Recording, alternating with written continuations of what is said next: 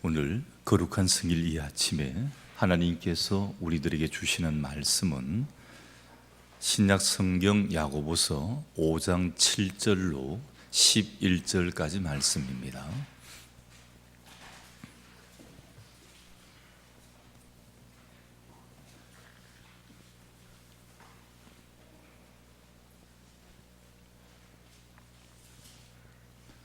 그러므로 형제들아, 주께서 강림하시기까지 길이 참으라. 보라, 농부가 땅에서 나는 귀한 열매를 바라고 길이 참아 이른 비와 늦은 비를 기다리나니 너희도 길이 참고 마음을 굳건하게 하라. 주의 강림이 가까우니라. 형제들아, 서로 원망하지 말라. 그리하여야 심판을 면하리라. 보라, 심판주가 문 밖에 서 계시니라. 형제들아, 주의 이름으로 말한 선지자들을 고난과 오래 참음의 본으로 삼으라. 보라, 인내하는 자를 우리가 복되다 하나니 너희가 욥의 인내를 들었고 주께서 주신 결말을 보았거니와 주는 가장 자비하시고 긍휼히 여기시는 이시니라. 아멘. 말씀 위에 기도합니다. 하나님, 하나님의 귀한 말씀을 받고자 합니다. 우리의 심령 문을 열어 주옵소서. 한 주일 동안 세상을 보고 살았던 우리의 눈이 이제는 세상이 아니라 하늘의 하나님을 보게 하시고, 세상의 소리를 들었던 우리의 귀가 하나님의 음성을 듣게 바꾸어 주옵소서. 세상의 소리를 말하여 했던 우리의 입술이 하나님을 찬양하는 입술로 변화시켜 주옵소서. 돌 같은 심령을 깨트려서 활짝 열어주셔서 오늘도 하나님의 말씀이 우리 심령에 잘 새겨서 하나님의 귀한 주시는 능력의 삶을 살아가기에 부족함 없도록 붙들어 주옵소서. 부족한 종 감추시고 하나님 직접 말씀하여 주옵소서. 예수님 이름으로 기도드리옵나이다. 아멘. 예전에 주로 많이 하던 인사인데 요즘은 좀 그렇게 많이 하지 않는 인사가 있습니다. 아침에 만나면 아침 식사하셨습니까? 점심에 만나면 점심 드셨습니까? 저녁에 만나면 저녁 식사하셨습니까? 여러분, 이게 우리나라 인사법이었습니다. 못 먹고 사니까, 밥을 먹었는지가 걱정이 되니까 아침, 점심 드셨냐, 저녁 드셨냐, 이게 물어보는 겁니다. 예전에는 한 끼 먹는 것이 굉장히 중요했습니다. 그런데 그 후에 인사가 좀 바뀌었습니다. 시절이 좀 좋지를 못했어요. 그때는 인사가 이런 인사입니다. 밤새 안녕하셨습니까? 왜냐하면 밤새에 어떤 일이 일어나서 병고가 있는지 모르니까 밤새 안녕하셨습니까? 근데 우리 외국의 인사법은 좀 다르잖아요. 아침이 되면 뭐라 그러죠? 아침에 보면 굿모닝, 좋은 아침이라는 거예요. 굿 애프터눈, 좋은 오후라는 겁니다. 굿나잇, 좋은 밤이라는 겁니다. 그냥 이 바퀴 걸 보고 이야기를 하는데 우리는 아이고, 밥 먹었습니까? 안녕하셨습니까? 밤새 우리 인사법입니다. 그러면 여러분 궁금하지 않아요? 초대교회 성도들은 어떤 인사를 했을까? 우리는 안녕, 아니면 식사, 굿모닝 이런 인사를 하는데 초대교회 성도들은 마라나타였습니다. 주여 오시옵소서. 이게 하여튼 기다림이었습니다. 주님이 오시는 것이 그들의 소망이요, 그들의 소원이요, 그들의 대망이었던 것입니다. 요한계시록 21장에 보면 요한은 이렇게 기록을 합니다. 아멘, 주 예수여 오시옵소서. 주님 오시는 게 그들의 최대의 소망과 대망이었습니다. 마라나타한 것입니다. 초대교회 성도들은 늘 대림하실 주님을 소망하며 하루하루를 살았습니다. 아침에 일어나서 커튼을 쫙 열면서 기도하면서 주님, 혹시 오늘 낮에 오시는 건가요? 하루를 마치면서 기도하면서 혹시 주님 오늘 이 밤에 오시는 건가요? 늘 깨어있는 삶을 살았습니다. 항상 주님이 오실 거다, 또 주님이 오셔야 한다는 그 소망의 마음을 항상 가지고 있었습니다. 지금 우리 대림절 두 번째 주일을 맞이했습니다. 성탄절까지 4주간을 대림절, 대강절이라 이야기를 합니다. 이 땅에 오신 예수님을 우리 마음속에 영접하고 오실 주님을 기다리는 계절이 대림절, 대강절이다 이야기를 합니다. 이 대림절은 소망의 계절이에요. 왜냐하면 구원자이신 주님이 우리에게 오시는 날이기 때문입니다. 심판주로 오시고 생명의 구주로 우리를 찾아오시는 겁니다. 그래서 이 대림절을 소망의 절기다 이렇게 말을 합니다. 주님이 오심으로 모든 고통에서 해방되고 완전한 축복 가운데 들어간다 이렇게 말씀을 합니다. 여러분, 올 한 해를 혹시 절망과 낙심과 이런 실망 가운데 살아오신 분들이 있다면 이번 이 대림절에 예수님 때문에 소망을 가지시기를 주님의 이름으로 간절히 축원합니다. 이 대림절은 깨어서 기도하는 절기입니다. 로마서 13장 11절에 보면 또한 너희가 이 시기를 알거니와 자다가 깰 때가 벌써 되었으니 이는 이제 우리의 구원이 처음 믿을 때보다 가까웠음이라. 자, 깨어 있어야 할 때 주님의 재림이 임박한 때가 되었다는 것입니다. 예수님이 이 땅에 초림으로 오실 때 많은 사람들이 깨어 있지를 못했습니다. 주님의 오심을 기다리기는 했는데 깨어 있지를 못했어요. 안 오시겠지, 지금 오실까, 설마, 이런 생각을 가지고 있었습니다. 역사는 어둠 속에 있었고 사람들은 영적으로 깊은 잠에 빠져 있었습니다. 예수님의 오심을 깨닫는 사람은 별로 많지 않았습니다. 깨달은 사람은 밤을 새고 양을 치던 목동들에 불과했습니다. 그래서 우리는 다시 오실 그 주님을 맞이할 수 있는, 기쁨으로 맞이하기 위한 깨어있는 성도들이 되어야 할 것입니다. 그리고 대림절은 또 한 가지 준비하는 계절입니다. 이 땅에 오시는 주님을 맞이하기 위해 우리의 마음을 새롭게 하는 기간이 바로 이 대림절 기간입니다. 여러분, 예전에 손님이 집에 오실 때 어떻게 했나요? 요즘은 전화기 들고 밥 주문을 합니다. 집에서 잘 안 해요. 할 줄도 모르고. 요즘 주부들은 시켜 먹는 거는 해도 본인들이 하는 거는 잘 못해요. 그래서 전화기를 듭니다. 뭐 하는 집에 뭐 부르고 저쪽 집에 뭐 부르고, 그래서 쫙 그것만 펴놓아요. 근데 예전에는 어머니가 일단 장바구니를 들고 장을 갑니다. 손님이 오시니까 뭐 목사님이 신방을 오든 또 담임 선생님이 가정방문을 오든 가서 장을 봐와야 돼요. 그래서 담임 선생님이, 저는 지금도 궁금한 게 집집마다 그렇게 먹으면 나중에 저거 다 어떻게 하나 싶은 생각이 드는 거예요. 물론 식사를 그 당시에는 어려웠으니까, 저희들 국민학교 때는 식사를 준비하는 과정이 많지는 않습니다. 그래서 꼭 그때는 뭐 이렇게 이야기는 드리지만 그래도 한 반에 보통 70명이었거든요. 뭐 전학 오면 의자만 갖다 놓으면 되니까 75명까지도 한 반에 있었어요. 그러면 한 75명 정도 되면 아무리 못 먹고 살아도 선생님 가정 방문 오면 밥 정도 이렇게 사지는 않았습니다. 집에서 밥을 만들어서 대접을 해요. 이렇게 하는데 선생님이 그 몇 번을 먹고 나면 저는 신방 돌면서도 그런 생각이 들어요. 야, 목사도 이게 보통이 아닌데 이 선생님들은 밥을 먹으면 이 몇 끼를 어떻게 표현하고 먹었을까? 참 많이 궁금합니다. 어쨌든 장을 보고 식사를 준비를 해요. 그것만 합니까? 어머니가 이야기를 해요. 야, 저 나가서 빗자루 들고 마당 쓸어. 그리고 집안에도 막 구석구석 먼지 있는 거 이렇게 해요. 그래서 어떤 때 우리 남자 성도님들은요, 목사님이 신방을 자주 왔으면 좋겠다는 거예요. 왜냐면 목사님 신방 가서 딴 거 잘 볼 그게 없거든요. 영적인 거 본다고 정신이 없는데, 그런데 준비하시는 성도님들은 집안에 청소한다고 정신이 없는 거예요. 막 저 위에는, 천장 위에 있는 먼지까지 거기까지 보이지도 않는데, 근데 남자 성도님은 좋다는 거예요. 야, 이 게으른 우리 집사람이 신방 온다니까 청소를 한다는 겁니다. 어쨌든 손님이 온다 그러니까 막 방을 청소하고 마당을 쓸고 이렇게 합니다. 왜냐하면 손님을 깨끗하게 맞이하기 위함이었습니다. 우리 남자분들은 군대 생활할 때 느꼈을 겁니다. 사단장이 바뀌었어요. 초도 순시를 옵니다. 그러면 어떻게 합니까? 한 달 전부터 난리법석입니다. 한 달 전부터 막 연병장이고 어디고 다 이렇게 준비를 하는 겁니다. 왜냐하면 그렇게 하는 것이 새로 오시는 분에 대한 최소한의 예의이기 때문입니다. 대림절은 다시 오실 주님을 맞이하기 위해서 준비하는 기간입니다. 그래서 오늘 성경에서 주님을 맞는 성도는 어떠해야 하는지를 세 가지로 정리해서 말씀을 합니다. 먼저 첫 번째입니다. 마음을 굳게 하라는 겁니다. 마음을 굳게 한다는 것은 무엇일까? 오늘 7절 8절에 보면 그러므로 형제들아 주께서 강림하시기까지 길이 참으라. 보라, 농부가 땅에서 나는 귀한 열매를 바라고 길이 참아 이른 비와 늦은 비를 기다리나니 너희도 길이 참고 마음을 굳건하게 하라. 주의 강림이 가까우니라. 이렇게 말씀합니다. 마음을 굳게 한다는 것은 마음을 바로 채운다는 거예요.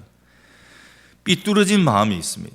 굳어진 마음도 있습니다. 흔들리는 마음이 있습니다. 이걸 똑바로 세우는 겁니다. 견고히 하는 것입니다. 다른 말로 하면 회개다 말을 할 수 있습니다. 예수님이 가장 기뻐하는 준비된 마음은 회개하는 심령이에요. 우리가 회개하는 깨끗한 심령으로 주님을 영접하게 되면 주님이 우리 마음속에 오시게 되는 것입니다. 내 마음속의 모든 더러운 것을 다 제거해 버리고 주님 보시기에 아름다운 곳으로 준비해 드리는 겁니다. 혹 삐뚤어진 마음, 혹 흔들리는 마음, 혹 의심하는 마음이 있다면 다시 그 마음을 회개하여 견고히 세우라고 말씀을 합니다. 세례 요한은 예수님이 오실 길을 준비하면서 회개하라, 천국이 가까웠다 선포를 합니다. 그래서 우리 먼저 우리 마음을 굳게 해야 됩니다. 바로 세워야 됩니다. 회개하며 주님을 맞아야 됩니다. 미국에 한 남자분이 가만히 손을 헤어보니까 결혼한 지가 20년이 되었습니다. 그런데 부인한테 별로 해준 게 없어요. 그래서 열심히 돈을 좀 모았습니다. 부인한테 반지를 하나 해줘야 되겠다 하고 열심히 돈을 모아가지고 결혼 20주년이 되는 날에 빅 이벤트를 계획을 했습니다. 그냥 반지를 탁 전달해주면 별로 재미가 없을 것 같으니까 차 드렁크에다가 풍선을 탁 준비를 하고 풍선에다가 이 반지를 탁 매달았던 거예요. 그래서 이제 탁 부인한테 이제 이렇게 드렁크 뚜껑을 열면서 탁 이벤트를 하려고 이렇게 했습니다. 그런데 이 남자분이 하나 간과했던 것은 이 풍선에 수소가 들어있는 것을 간과를 했던 거예요. 수소 풍선은 하늘로 쭉 올라가지 않습니까? 드렁크를 열면 올라오는 것까지는 좋은데 거기서 싹 멈추질 안 하고 위로 싹 올라간다는 거예요. 그런데 이벤트만 생각을 한 거예요. 이야, 드렁크 문을 착 열었습니다. 자, 이제 부인한테 이벤트를 하는데 부인이 보고 있는데 이 반지가 멈춰야 되는데 멈추지 아니하고 그냥 쉬 올라가 버린 거예요. 얼마 동안 모아가지고 만드는 반지인데 샥 올라가 버리는 거예요. 남자분은 너무 실망했습니다. 내가 결혼 20주년 만에 그래도 이 부인한테 뭔가 좀 해주려고 그랬는데 하늘로 올라가는 풍선을 어떻게 잡을 수가 있습니까? 날아 올라가지도 못하고. 아내가 남편에게 이 모습을 보고는 이렇게 이야기합니다. 여보, 비록 반지는 풍선에 달려 날아갔지만 당신의 사랑하는 마음이 여기 있으니까 나는 그것으로 만족합니다. 마음으로 만족한다는 겁니다. 여러분, 때가 되면 우리가 이렇게 잡으려고 했던 재물이 수소풍선에 달린 반지처럼 휙 날아갑니다. 여러분들이 그렇게 열심히 준비했던 땅, 그렇게 여러분들이 막 넓게 살려고 했던 아파트, 그리고 막 그 저축 통장에 돈이 불어나는 거, 막 이런 거 열심히 준비했는데 어느 날 때가 되면 수소풍선에 달린 반지가 위로 올라가듯이 다 없어지는 것입니다. 그래서 남는 것은 우리들의 마음입니다. 주님은 우리의 마음을 받기를 원합니다. 성결한 마음, 깨끗한 마음, 준비된 마음을 주님은 원하고 있습니다. 여러분들의 흔들리는 마음을 견고히 하시기를 바랍니다. 우리의 교만한 마음을 낮추어서 겸손으로 띠를 매시기를 바랍니다. 그리고 두 번째로 주님의 오심을 맞는 자세는 원망하지 말라는 것입니다. 오늘 본문 9절에 보면 형제들아 서로 원망하지 말라. 그리하여야 심판을 면하리라. 보라, 심판주가 문 앞에 서 계시니라. 여러분, 원망은요 굉장히 힘이 있어요. 이 원망도 역사하는 힘이 있습니다. 성령만 역사하는 힘이 아니라 원망도 엄청나게 역사하는 힘이 있어요. 이스라엘 백성들이 광야에서 하나님의 심판을 많이 받았습니다.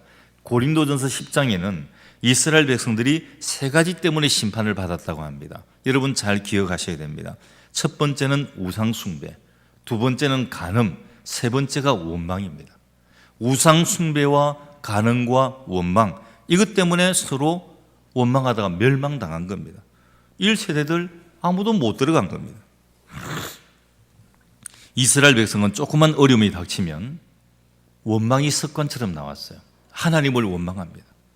430년 동안 애굽에서 종살이하던 그들을 엑소더스, 탈출을 시켜주시고, 그것도 그냥이 아니고 놓아주지 않으려고 하는 바로 왕에게 10가지 재앙을 퍼부어가지고 그들이 나올 수 있도록 만들고, 그리고 마지막 재앙은 얼마나 그들이 머릿속에 각인되는 재앙 아니었습니까? 초태생이 다 죽는 겁니다.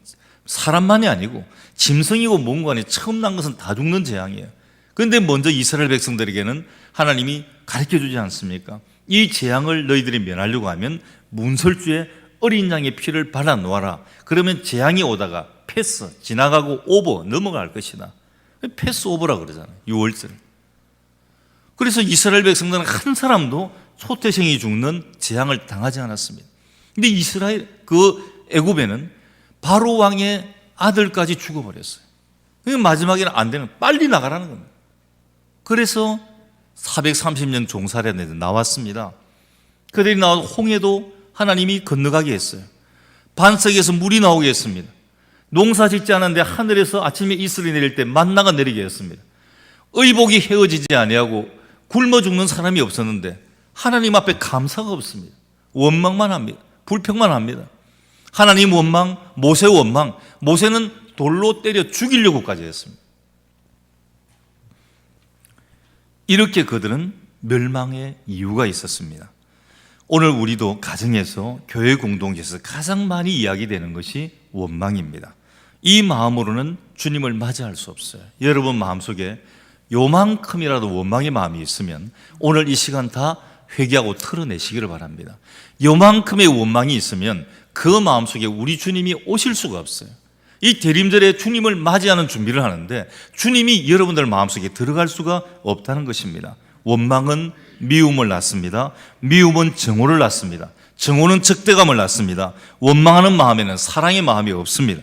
용서와 화해의 마음도 없습니다. 그래서 성경은 우리에게 원망하는 마음을 버리라 또 당부하고 또 당부하는 것입니다. 중국에 한 젊은 청년이 있었습니다. 결혼 정년기가 되어서 아마 중국도 우리나라하고 옛날에 비슷했는지 부모님이 저쪽에 다른 집안하고 이렇게 중매를 봐가지고 며느리 될 사람을 데리고 온 겁니다. 자, 첫날 밤 되기 전까지는 뭐 면사포를 쓰고 있으니까 얼굴이 안 보입니다. 얼굴 보고 면접 보고 결혼한 것도 아니고 부모님이 오케이 해서 결혼을 한 겁니다. 근데 첫날 밤에 면사포를 싹 벗겨보니까 깜짝 놀라 까무러치겠는 거예요. 이 신부가 너무 못생긴 겁니다. 세상에 못생겨도 이렇게 못생겼을까? 남편이 그냥 막 회당작을 핀 거예요. 하룻밤 자고 나서는 그 다음날부터 각방 쓰기 시작을 합니다. 마누라가 미워 죽는 것입니다. 아내를 원망하고 미워하기 시작을 합니다. 결혼은 하긴 했는데 자기 부인이 미워 죽겠습니다. 무슨 일이 생기면 아내 탓을 합니다. 저 여자 때문이다. 저 여자 때문에 뭐가 안 돼. 그런데 부모님들은 이 며느리를 참 칭찬을 했습니다. 심성이 너무 고왔던 모양이에요. 이 며느리가 시부모님한테도 너무 잘하고 남편한테도 너무 잘하고 각방을 선대 어디 자식은 놓았던 모양이에요. 자식들한테도 그렇게 잘한다는 거예요. 왜 웃어요? 조금만 하면 아이 만들잖아요. 그러니까 하여튼 다 잘하는 거예요. 시부모님도 잘하고 남편도 잘하고 아이들한테 너무 잘하는 겁니다. 그래서 어디를 가도 자기 며느리 자랑이 막 시부모님은 입에 붙어 있는 겁니다. 우리 며느리가 새로 우리 집에 들어와서 우리 집이 너무 좋고 너무 잘한다고 이렇게 합니다. 그런데 남편은 그냥 도끼 눈을 뜨고 여자 안 보려고 그러는 거예요. 저 여자 때문에 내 앞길이 망쳤다고. 그런데 이 남자분이 나이가 한 40살 되었을 때 자꾸 앞이 잘 안 보입니다. 이게 왜 이렇지? 병원에 가서 검사를 받아보았습니다. 더 이상 앞을 볼 수 없다는 겁니다. 안구 이식을 받지 않고는 도저히 앞을 볼 수가 없다는 것입니다. 이제 남자분은 걱정이 태산같이 이제 앞을 못 보면 어떻게 하냐. 걱정이 태산같이 집에 와서 꼭 기가 죽어 있는데 부인이 이야기를 합니다. 여보, 걱정하지 마세요. 제가 돈을 이렇게 모두어 놨으니까 이 돈을 가지고 병원에 가서 치료받으면 될 거예요. 그래서 이 남자분은 희망을 가지고 이 부인이 주는 돈 뭉치기를 들고 병원을 찾아갔습니다. 병원에서 분명히 이야기를 합니다. 안구 기증자만 있으면 됩니다. 이제 돈은 준비가 됐고 안구 기증자만 있으면 되는데 안구 기증자를 어디서 찾겠습니까? 기다리십시오. 실망스럽게 집에 왔는데 딱 2주 뒤에 병원에서 연락이 온 겁니다. 한 아이가 교통사고가 났는데 이 아이가 식물인간이 되고 부모가 허락을 해가지고 이 아이의 눈을 이식할 수 있게 되었습니다. 할렐루야 하고 이 40대 된 이제 이분은 이제 너무 좋은 거예요. 이제 가서 눈만 이식 받으면 된다. 병원에 갔습니다. 가서 이제 눈 이식 수술을 받고 이제 집으로 퇴원을 해가지고 옵니다. 남편이 퇴원해 오니까 부인은 집에서 막 맛있는 밥을 이렇게 짓습니다. 그렇게 구박하는데 밥은 왜 주는지 모르죠. 지금 먹든지 말든지 놓아두면 되는데. 근데 밥을 맛있게 짓는 거예요. 그런데 이 부인의 한쪽 눈에 붕대가 안겨 있습니다.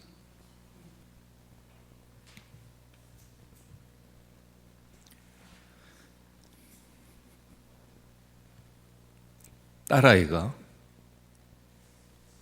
울면서 이야기를 합니다. 아빠 눈 엄마 눈이야.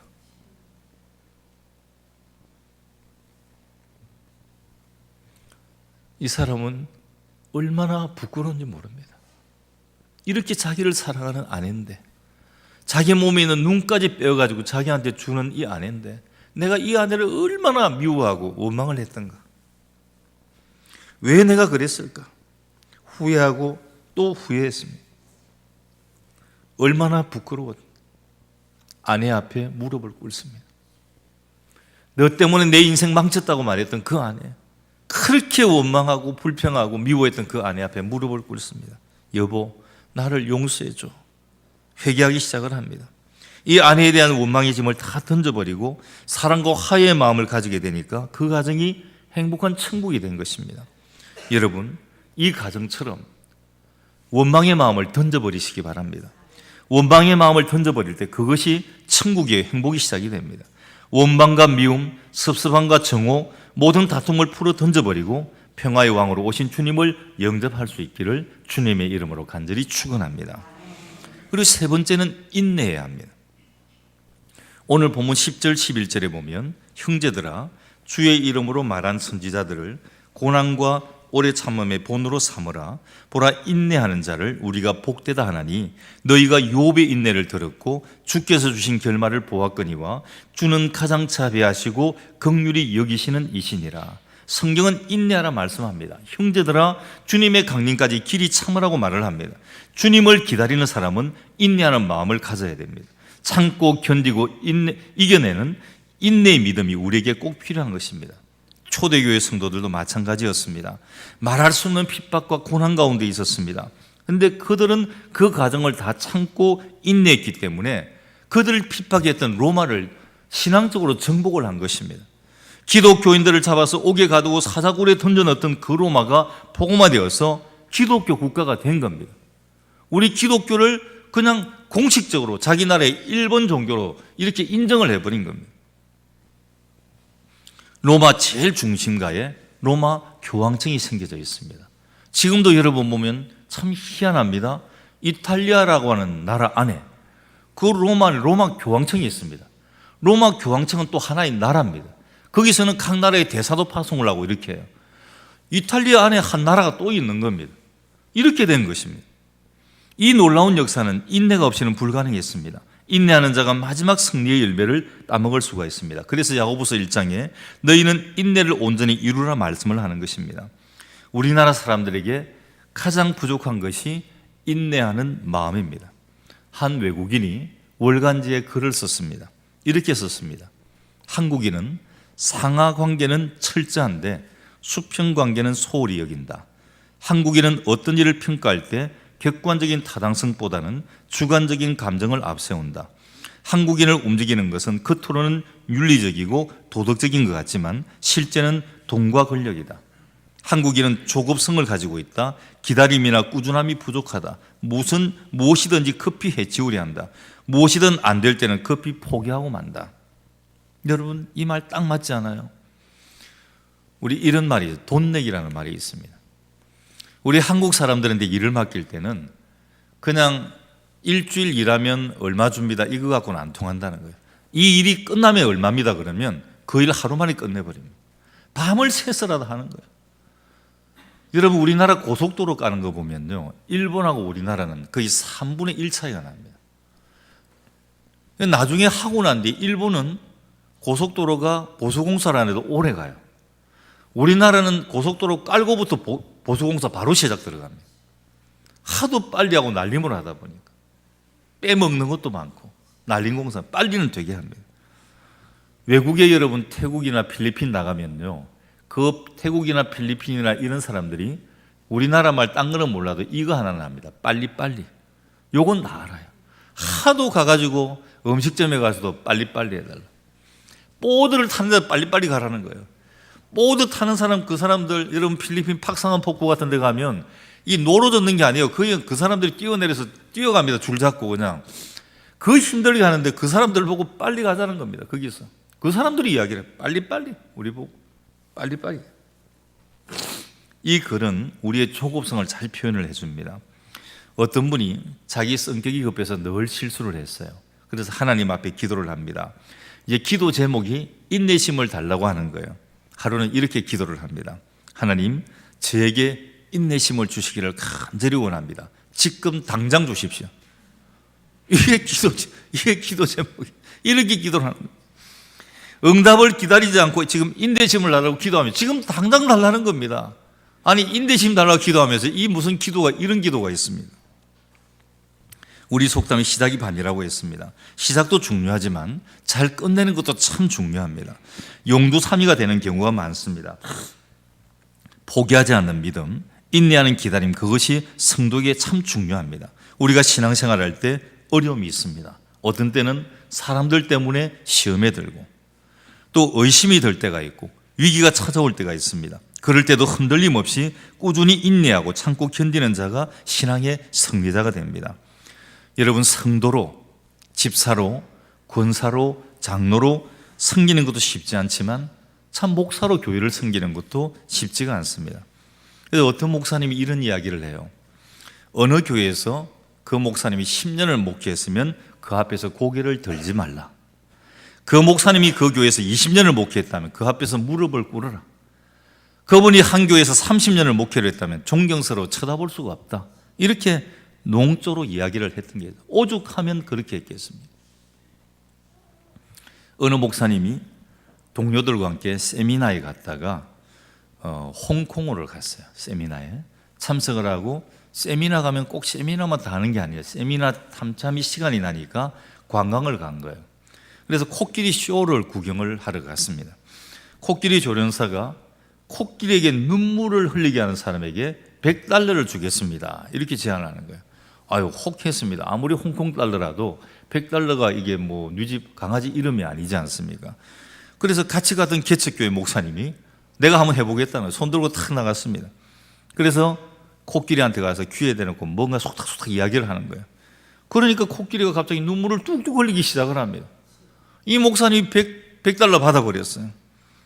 그래서 들어와가지고 주위 동료 목사님이, 야, 가서 무슨 이야기 했길래 코끼리가 눈물을 다 흘리냐 그러니까 자기가 한국의 개척교회 목사라 그러니까 코끼리가 눈물을 흘리더라는 거예요. 근데 가만히 생각하면 이 조련사가 $100 뺏긴 게 아깝잖아요. 그래서 이제 나와서 못하면 자기가 돈을 내야 되니까 저 조련사가 또 이야기를 하는 거예요. 아, 이제는 이 코끼리가 고개를 이렇게 설레설레 흔들게 하면 $100 주겠다는 겁니다. 그러니까 또 이 $100 번 목사님이 또 손을 들고 또 나가는 거예요. 이제 돈 맛을 봤습니다. 가서 또 코끼리 귀에다 놓고 무슨 이야기를 했습니다. 이러니까 코끼리가요, 고개를 이렇게 흔드는 거예요. 그래서 $100도 버리고 왔는데 동료 목사님이 물어, 무슨 이야기를 했길래 또 코끼리가 고개를 흔들어요. 이 목사님이 코끼리한테 너 나하고 같이 개척교회 하자. 이 코끼리가 막 죽으라고 그냥 이리 흔들더라는 거예요. 우리가 교회를 섬기는 것이 참 쉬운 일이 아닙니다. 여러분, 신앙생활에도 늘 위기가 있습니다. 잘 인내하고 견뎌낼 때 승리자가 될 수 있다는 것 여러분 꼭 믿으시기를 바랍니다. 갈라디아서 6장 9절에 우리가 선을 행하되 낙심하지 말지니 포기하지 아니하면 때가 이름에 거두리라 말씀을 합니다. 오늘 성경은 세 가지 예를 들고 있어요. 7절에 농부의 인내, 10절에 선지자의 인내, 11절에 욥의 인내를 말하고 있습니다. 농부가 인내하지 않으면 농사를 지을 수가 없습니다. 자, 봄에 씨앗을 뿌립니다. 근데 씨앗을 뿌린다고 바로 거둘 수가 있나요? 못 거둬요. 씨앗도 뿌리기 전에 그냥 씨앗을 뿌리는 게 아닙니다. 땅을 다 일구어야 됩니다. 요즘은 기계가 좋지만 예전에는 전부 손으로 다 일구었습니다. 이 흙을 갖다가 부풀부풀하게 만들어 놓고 또 거름도 주어야죠. 거기다가 이제 씨를 뿌립니다. 내일 거두는 게 아닙니다. 김을 매야 됩니다. 그리고 거름도 주어야 됩니다. 가을이 돼야 그렇게 이제 열매를 수확을 할 수가 있게 됩니다. 잡초도 뽑아야 됩니다. 인생에 열매가 없다고 불평하고 있습니까? 사업의 결과가 부족하다고 실망하고 있습니까? 여러분 조금만 더 기다리시기를 바랍니다. 또 선지자의 인내가 있습니다. 하나님이 주신 말씀을 예언하다 보니까 매도 맞고 도래도 맞고 감옥에도 갇히고 때로는 톱에 잘려 순교를 당하기도 합니다. 그런데 인내하고 그들의 사명을 감당하기 때문에 오늘 이렇게 하나님의 역사가 이어갈 수 있게 된 것입니다. 욥의 인내도 마찬가지입니다. 욥은 하루아침에 많은 재산을 잃었습니다. 건강도 잃었습니다. 근데 욥은 자기 몸에 질병까지 났어요. 자기 집이 다 무너지는데 그 집 무너진 기와장 조각을 들고 몸을 걸어야 될 정도로 너무 이렇게 몸에 질병이 심했습니다. 오죽하면 자기 부인이 당신 하나님 욕하고 그냥 죽어버려라 이렇게 말까지도 한 정도였습니다. 근데 욥은 한마디도 원망하지 않습니다. 끝까지 믿음으로 인내할 때 욥기 42장에 보면 하나님께서 욥의 노년에 갑절의 은혜를 주십니다. 그래서 우리는 욥의 인내를 배워야 됩니다. 여러분 가운데 힘들고 어려운 상황 중에 있어도 욥보다는 불행하지 않을 겁니다. 근데 욥은 그런 상황 중에 인내하기 때문에 위대한 그런 신앙의 조상이 될 수가 있었습니다. 사랑하는 성도 여러분, 이 대림절에 다시 오실 주님을 맞이하기 위해 여러분의 마음을 견고히 하고 굳게 하시기 바랍니다. 모든 원망과 미움을 던져버리고 사랑과 용서와 화해의 마음을 가지시기를 바랍니다. 그리고 참고 인내하십시오. 그렇게 할 때 기쁨으로 주님을 맞이할 수 있습니다. 하박국 2장 3절에 이 묵시는 정한 때가 있나니 그 종말이 속히 이르겠고 결코 거짓되지 아니하리라. 비록 더딜지라도 기다리라. 지체되지 않고 반드시 응하리라 했습니다. 길이 참아 기쁨으로 주님을 맞이하는 모든 성도들이 되시기를 주님의 이름으로 간절히 축원합니다. 기도합니다. 하나님의 귀한 말씀을 받습니다. 아버지 하나님, 우리의 심령문을 오늘도 활짝 열어주셔서 깨끗한 마음으로, 정결한 마음으로, 참고 인내하는 마음으로, 그리고 성결한 마음으로, 회개하는 마음으로, 원망을 다 지워버린 사랑과 용서의 마음으로 오실 주님을 맞이하게 하여 주옵소서. 처음 주님 오실 때 아무도 주님을 맞이할 수 없었습니다. 마음의 준비가 되지 않았습니다. 양 키우던 목동들밖에 없었습니다. 아버지